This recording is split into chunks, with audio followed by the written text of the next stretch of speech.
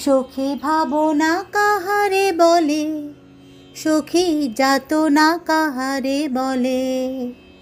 তোমরা যে বলো দিবস রজনী, ভালোবাসা ভালোবাসা, সখী ভালোবাসা কারে কয়? সে কি কেবলই যাতনাময়, সে কি কেবলই চোখের জল, সে কি কেবলই দুঃখের শ্বাস।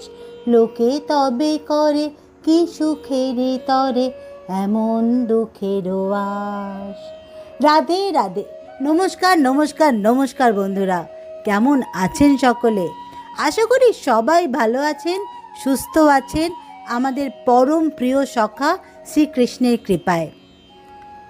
আরে আরে আরে, কি হলো? সবাই ভাবনায় পড়ে গেলেন হঠাৎ। আমি কবিগুরুর গান দিয়ে শুরু করেছি কেন, এটা ভাবছেন তো? আরে না না না না, আমি শুধু একটু চেষ্টা করেছি মাত্র। যদি ভালো না লাগে নিজ গুণে ক্ষমা করে দেবেন। যাই হোক বন্ধুরা, আপনাদের সকলকে আবারও স্বাগত জানাই কথা শ্রীকৃষ্ণকীর আজকের এক বিশেষ পর্বে, চিন্তায় দুশ্চিন্তায় শ্রীকৃষ্ণ। নিশ্চয়ই এবার বুঝতে পেরেছেন আমি কেন বিশ্বকবি রবীন্দ্রনাথ ঠাকুরের সাহায্য আমাদের এই আলোচনায় নিতে বাধ্য হলাম।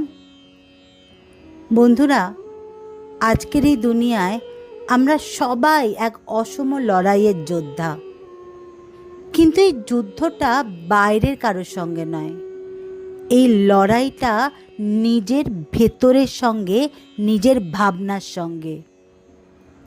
জীবনের সব প্রশ্নের উত্তর পাওয়া যায় না, কিন্তু কৃষ্ণ জানেন আমাদের মনের ভার কতটা ভারী। আজকের এই আধুনিক দুনিয়ায় আমাদের মনের ভেতরেই সবচেয়ে বড় যুদ্ধটা চলছে।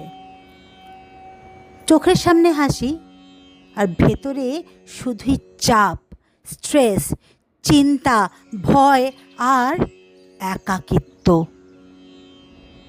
তবু আমরা কাউকে কিছু বলি না, বললেই হয়তো ভাববে দুর্বল। আর এইভাবে চাপ জমতেই থাকে। একটা সময় ভেঙে যায় ভিতরটা নিঃশব্দে। একটা সময় আসে যখন মনে হয় ভেতরে কেউ নেই, সব শেষ। চোখে জল নেই, কিন্তু বুকটা ভারী। কেউ দেখে না, বোঝেও না আমরা কতটা লড়ছি প্রতিদিন, প্রতি মুহূর্ত, প্রতিক্ষণে।